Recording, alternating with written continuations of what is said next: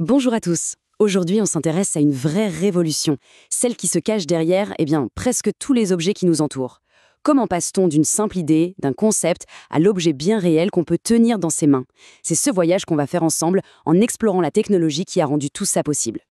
Et oui, c'est vraiment la grande question. Il suffit de jeter un œil autour de soi, le smartphone, la chaise sur laquelle on est assis, même les pièces d'une voiture. Tout, absolument tout, part d'un concept. Mais alors, comment on fait le lien? Quel est ce fameux pont entre l'imagination, le monde des idées, et le monde physique, la matière? Eh bien, la réponse se cache derrière un acronyme. Et cet acronyme, c'est CFAO. Ça veut dire Conception et Fabrication assistée par ordinateur. En gros, c'est l'union parfaite entre deux mondes. D'un côté, l'AKO, la conception, et de l'autre, l'AFAO, la fabrication. Il faut voir ça un peu comme le cerveau et les mains de l'industrie d'aujourd'hui. C'est ce duo qui nous donne une vitesse et une précision de fabrication qu'on n'aurait même pas pu imaginer il y a quelques décennies. Allez, on plonge directement dans la première partie de l'aventure, la conception. On parle ici de la CAO. Et attention, c'est bien plus que du simple dessin sur ordinateur. Non, on est plutôt dans le domaine de la sculpture numérique. C'est vraiment l'étape où les designers, les ingénieurs vont créer une sorte de jumeau digital, une version parfaite de l'objet avant même qu'il n'existe. Et tout ça, ça commence par quelque chose d'assez fondamental, les courbes. Ça peut paraître un peu basique dit comme ça, mais en réalité, c'est le point de départ de tout. Absolument chaque forme complexe, chaque surface lisse et aérodynamique d'un produit, tout est construit à partir de ces fameuses courbes mathématiques. On pourrait dire que ce sont les véritables atomes du design numérique. Alors oui, ces noms, Bézier, B-spline, NURBS, ça peut faire un peu peur, un peu technique. Mais en fait, il faut les voir comme la boîte à outils ultra sophistiquée du designer. Ce sont des langages mathématiques qui permettent de dessiner des formes avec une précision et une fluidité incroyables. C'est grâce à ça qu'on arrive à créer des surfaces parfaitement ergonomiques, des designs aérodynamiques, bref, des formes d'une complexité que la main seule ne pourrait jamais atteindre avec une telle garantie de perfection. Et le processus, il est assez logique finalement. Au début, on a une simple esquisse en 2D. Mais attention, c'est une esquisse intelligente, paramétrique. Ça veut dire que si on change une dimension, tout le reste du dessin s'adapte automatiquement. C'est juste génial pour tester plein d'idées et améliorer le design super rapidement. Après ça, hop, on passe à la 3D. On donne du volume, on sculpte les surfaces, on peaufine, jusqu'à obtenir un modèle numérique solide, complet, prêt à passer dans le monde réel. Et là, on touche au cœur du métier. Le véritable enjeu, ce n'est pas juste de savoir dessiner, non, c'est de maîtriser ces techniques pour être capable de reconstruire numériquement des formes très complexes, comme la carrosserie d'une voiture ou la coque d'un produit high-tech. Quand on maîtrise ça, on a vraiment la clé en main pour innover, pour créer des produits qui sont non seulement plus beaux, mais aussi beaucoup plus performants. Mais concrètement, ça donne quoi? Ça permet par exemple de concevoir la pièce exacte qui sera ensuite emboutie dans une plaque de métal avec une précision au millième de millimètre près. Ou alors de créer le moule parfait qui va servir à produire des millions de coques de smartphones et elles seront toutes absolument identiques. C'est ça la puissance de la CFAO, la qualité et la répétibilité à très grande échelle. Ok, donc là, on a fait la moitié du chemin. On a notre plan, notre modèle numérique parfait grâce à la CAO. Mais un plan, ça reste virtuel. Ça n'existe que sur un écran. Il faut bien le fabriquer un moment.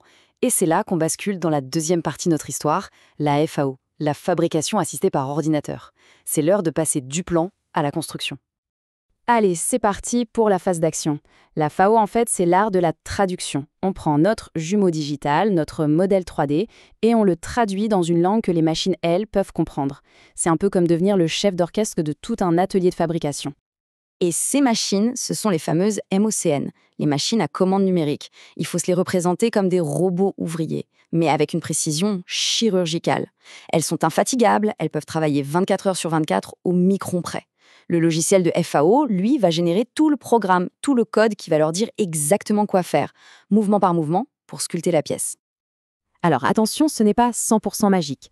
Avant de lancer la production, il y a une étape de préparation humaine qui est absolument essentielle.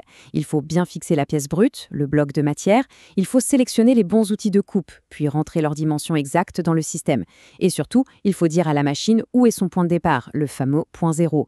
Si on se trompe à cette étape, toute la précision de la machine ne sert plus à rien. C'est un travail de minutie.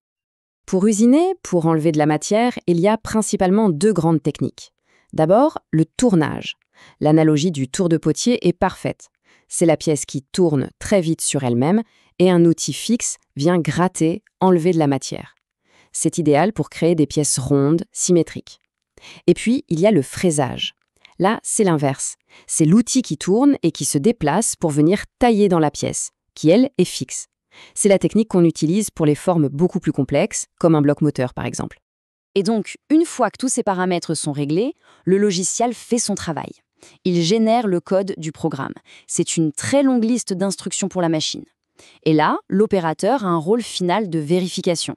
Il va simuler, analyser ce code pour être sûr que tout va bien se passer. Pas de risque de collision entre l'outil et la pièce, des trajectoires bien optimisées pour aller vite, pour ne pas gaspiller de matière, et bien sûr pour garantir un résultat final impeccable en toute sécurité. Bon, on a vu tout le processus, du design sur l'écran à la pièce finie. Alors, qu'est-ce qu'il faut retenir de tout ça ? Quel est l'impact réel de la CFAO et quelles sont les compétences clés derrière cette technologie? En fait, maîtriser la CFAO, c'est tout simplement comprendre comment le monde matériel est fabriqué aujourd'hui. C'est avoir la capacité de concevoir des formes vraiment complexes, audacieuses. C'est savoir piloter des machines ultra précises. Et au final, c'est surtout maîtriser toute la chaîne, de A à Z, de l'idée jusqu'à la production en série. C'est vraiment le cœur de l'innovation industrielle moderne. Et voilà, le tour est joué. On a vu comment une simple idée, grâce à cette incroyable chaîne d'outils numériques et physiques, peut devenir un objet bien réel. Et ça nous laisse avec une question assez vertigineuse. Maintenant que le plan est numérique, que l'usine est automatisée, que la puissance de création est décuplée, quelle sera la prochaine étape? Quelles sont les nouvelles frontières à repousser? Finalement, la seule vraie limite, c'est peut-être notre imagination. Merci beaucoup d'avoir suivi ce décryptage.